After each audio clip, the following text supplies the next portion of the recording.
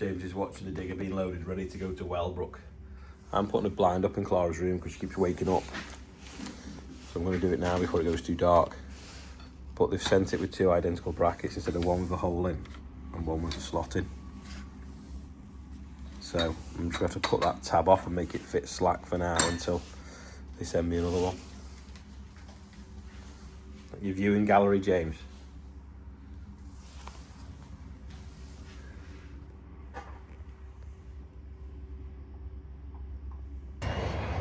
Andrew's poked all the mud off that tractor and he's just jet washing the rest off it now. Could not believe the comments yesterday. Oh my God, why didn't you tow it forwards? We didn't tow it forwards because the field got wetter going forwards and there was even water in the grass, hence how we drove into it and got stuck. We didn't pull it sideways because then we'd have ended up with a, well, it was wet either side of him, but we'd have ended up with a big, massive then mess rather than just 2 number 11s, which is 1 pass with the mower, instead of wrecking like 2 acres worth of passes with the mower. So that was why we pulled him out the way he drove into it. We didn't use the quad track because the quad track was an hour away, connected to a cultivator, so we'd have had to disconnect it, then bring it back, tow it all the way out, and then take it all the way out. So it's 2 hours work just in getting the quad track when Joe just came and we pulled it out in 5 minutes with 2 tractors on the back of it. What else? Oh, why didn't we unfold the rollers? If you looked, we tried to pull it out first, unfolded, but what that was doing was giving us a 12-metre dead weight to pull. So we folded it back up. We didn't disconnect the rollers because last time we disconnected the rollers and pulled it out without a tractor on the front, we bent the ram. We didn't disconnect it and pull it out folded up because then we'd have ended up with 8 tonnes sat on 2 wheels, whereas at the time, towing it out, we had 8 tonnes suspended between 2 axles, well, 6 axles really, and that meant that it was easy to move. Also, we wrapped the strap underneath the axle, so as we were pulling, we were lifting it out the ground, not pulling it in. But oh my God, so many heroes in the comments yesterday. Oh, just go and read it, telling us how to pull it all out. As for being in the field, as you saw, we rolled the first field absolutely perfect, and the best time to do it is when it is slightly soft to push the stones in.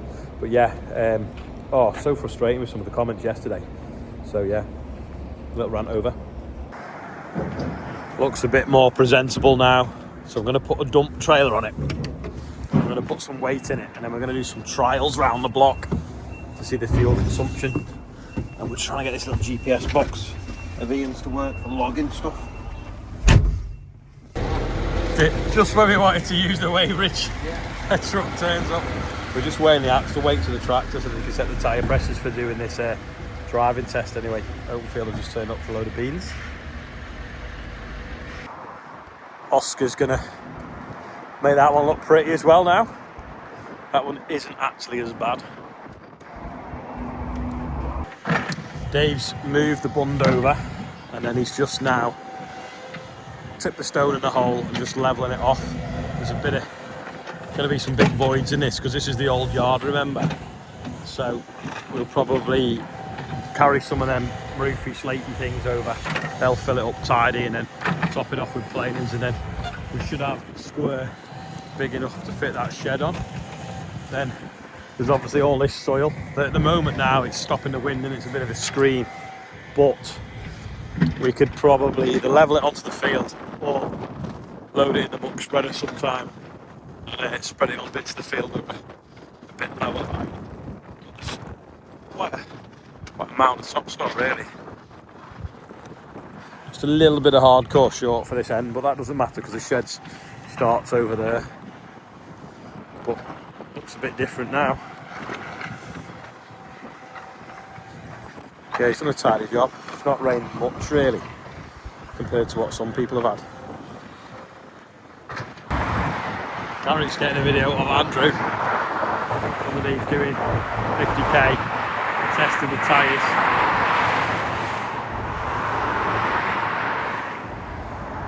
The road's queuing there, so he's going to come back a different way. Keep it right. Another day, another fly tip, but is that a brand new hard hat? Potentially, could be. Yeah. And a spare wheel off something that's seen a bit of pain.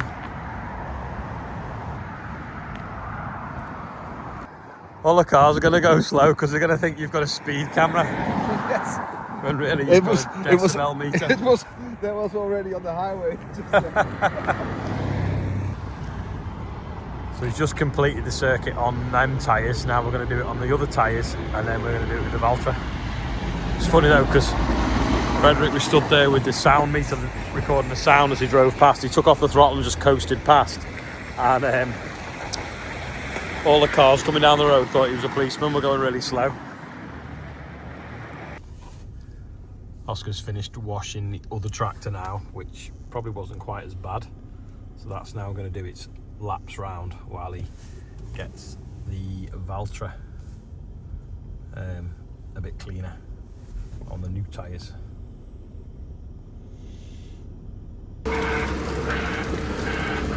Wagon full of calcifer arrived for me to spread for Chris and a bit for us. He's just unloading it now.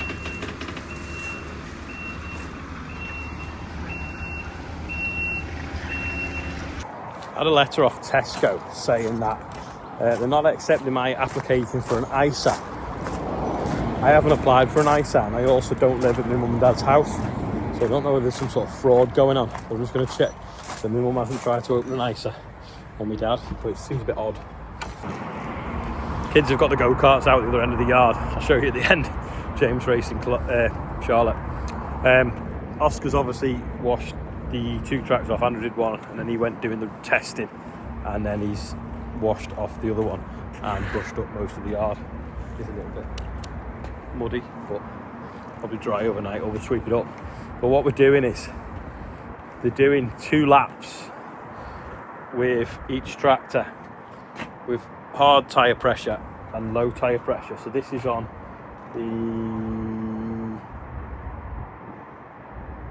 what track is that one?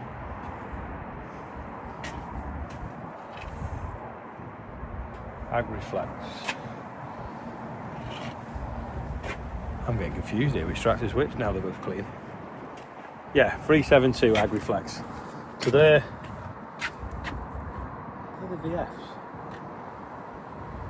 Yeah, VF, there we go. VF 710, that's what I was looking for. So they can run at really low pressure and doesn't damage them. And then these two over here. So they're all three have got Valtra engines, even though only one of them's a Valtra. And they're all pretty similar tyre sizes, apart from, I think the rims on, in fact, the rims on this are, what's the rim size? 28. These are 30s, aren't they, I think? Yeah, these are 30s. So this is the Agristar 2s. So they do sort of look the same size, but they're pretty much the same tractors, all three.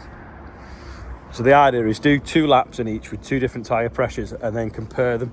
So we've got the trailer on the back, got it loaded with about 13 tonne of stone. So it's just a nice easy load. So Andrew's done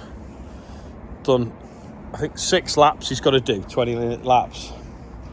But he got stuck in traffic on one of them. So they've given up for the day and they're going to go back again tomorrow and do that in the morning. So that's ready for off in the morning. And then they're comparing what the fuel economy is and how important it is then for setting it right for the job that you're doing, whether it's traction in the field or road work, because fuel at the moment at over £1 a litre. Though Frederick was just saying in Holland at the moment now, €2.60 a litre for diesel, so that's more than we're paying. So yeah, that's what we're doing. We're doing some testing today. Yeah, at £2.60 a litre for white, that's we're actually quite lucky at the moment. But yeah, running these things at £1, £1.20, I've heard people paying £1.40 a litre for fuel. Little tiny savings aren't little anymore, and they add up to a lot. So on Friday, the day's all about getting the right tyre for the job and then the right pressure for the job, which is dead handy on the fence because we can obviously do it through the screen, and then you're not wasting this fuel on not actually wasting expensive fuel as well. So yeah, it'd be interesting to see the results tomorrow after they've done the rest of the laps, instantly you could see, I think the first two, the lower tyre pressure, was it 0.7 of a litre difference on one of the laps, I think it was, if I heard him correctly. I've been on the phone most of the afternoon, so I've not really, I've just left it up to Andrew to do the laps. Same drive, you see, doing them all, and then we know it's right. Also, this does 65k, that does 50k, so we're only staying at 50k. Well, that does 53, 54, but we're going to stay at 50k, so that it's a true comparison. What would be interesting actually was to then maybe do it at 65k, just to see whether we save fuel because we got there quicker, or we use more because we went faster. So maybe that's one of the trials that we'll do tomorrow while we've got everything set up. Also, they've weighed every axle on the bridge and set the tyres to the optimum as well, because that's their job. So yeah, it'd be interesting to see what comes out tomorrow. But the idea is, you see, when the people come to visit on Friday, they've got like real data set with real things that they can come and actually kick the tyres on the show. Tractor pulling sledges are riding tomorrow as well, because they're going to do some demonstrations on tyre pressures in the field in what is essentially a controlled environment. Dead easy today's birthday bump because there's only 3 on it. Isabella Foxley Pitt is 4. Lovely name, Isabella. Jeff Spragg, 50 years farming or retirement from farming. I'm not exactly sure, or you're 50. It was a bit complicated to read, but yeah.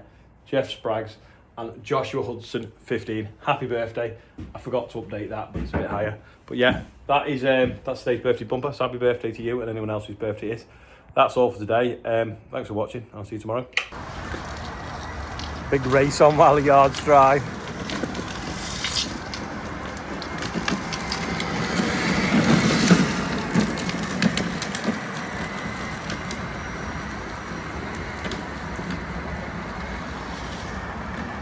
First time he's driven it in low, I think.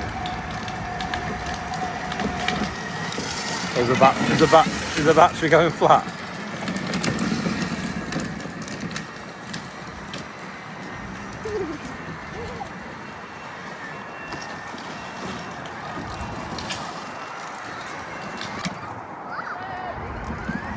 He wants to swap because the battery's going flat on his.